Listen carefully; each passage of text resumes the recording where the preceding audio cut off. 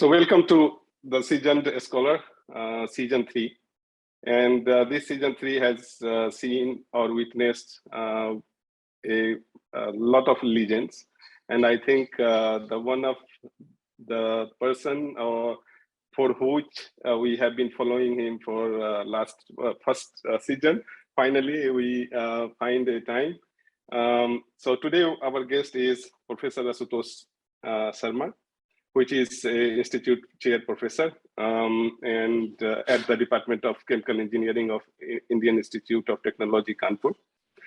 He is the founding coordinator of DST Thematic Unit of Excellence on Soft Nanofabrication and chairman of Center for Environmental Science and Engineering at IIT. Now he has been editor for several journals and as a Secretary of Department of Science and Technology, Government of India, he served one of the, I would say, mother funding agency who drives the science and engineering research in the country. And just now he became president of National Science Academy. And so welcome, sir. I cannot tell you that how much happy I am I'm very grateful that you spare some time to be here. Yeah, Manish, I'm also very happy that we are finally meeting up. Is my audio okay? Yes. We're finally meeting up. I don't have COVID, you don't have COVID, both of us over COVID, and then also our Wi-Fi are working well. So I'm very, very happy indeed today that we are together and talking on a Sunday afternoon. Yes. Sunday afternoons are very good because they're a little bit less pressure on your time. And so, as you can see, that we are both surrounded by books on all sides. And of course, I wish that we were sitting in a park, but you can imagine that you are sitting in a park under, good shade of big trees. And we are talking, having a friendly talk. Okay. Please go ahead.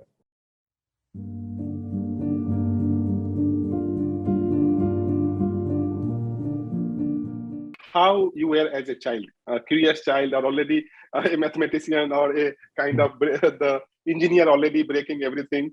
So how you were as a child. And the third is that since when you remember that you were driven by yourself? You were putting the targets, because otherwise who have told you about IITs and all? Yeah. This is very curious. Actually, I never set up targets of that kind for myself. And as a child, I was playing hockey. I was totally not into studying. In fact, until 5th standard, I was getting a second division. Okay, and it was okay with my grandparents. It was okay with me. I never felt any pressure to perform any better, and I was not bothered actually. I was doing a whole lot of hobbies, collecting stamps, collecting this, doing that, reading that. From the age of, let's say, 10 to 16, when I did high school, I was reading at least one book a day. Okay, there had never been a day when I have not read one book full. Okay, and later on, a whole lot of novels, whether it is Harold Robbins, it doesn't matter whether it is Colonel Ranjit.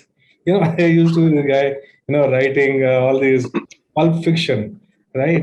I read a lot of pulp fiction. In those days, you can just borrow a book, or you could rent a book for very minimal cost, right? And exchange books with your friends who are equally into books.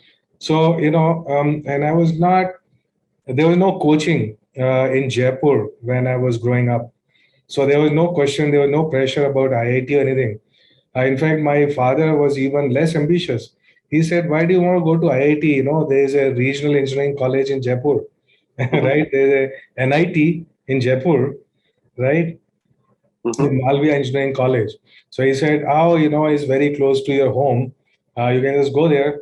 So I was saying that, I have heard that, IITs are better regarded. I'm not saying better, I didn't know. Anyways, that I could go somewhere.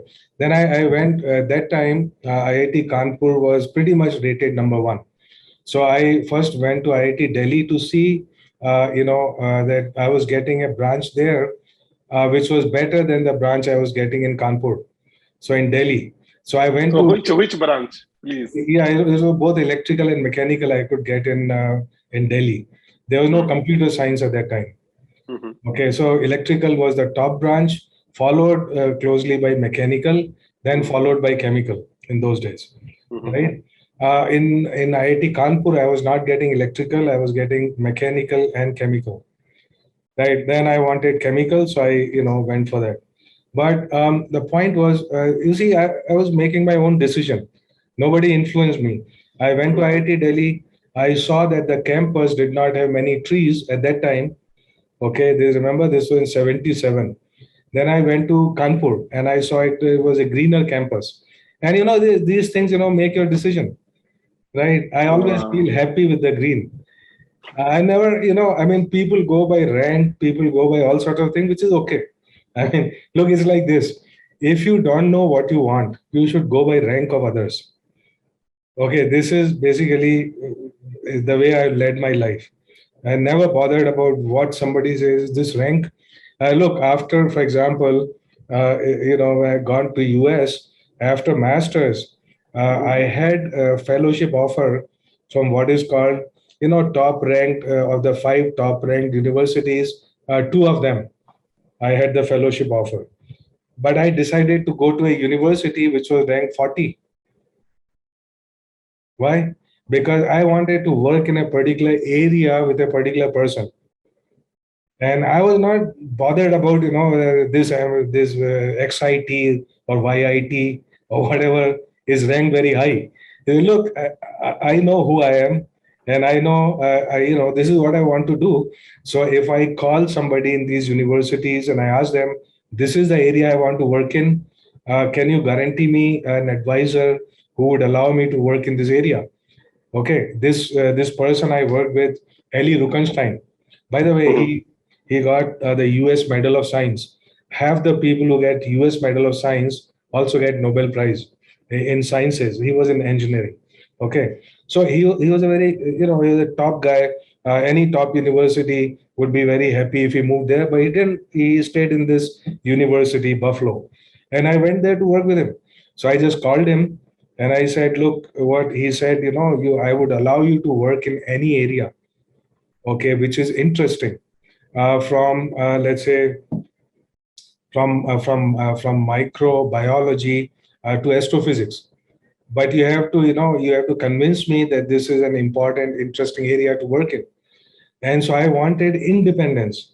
You see, from the beginning, I said independence is most important to me, not ranking. Okay. And so, like you're saying, no, sometimes hard to do. You may think about it, but you may not do it. But I could do it because I believed in it. I mean, there's something I figured out. There's something I understood for my life. I'm not saying that's how everybody should do it. I don't have a prescription for other people, right?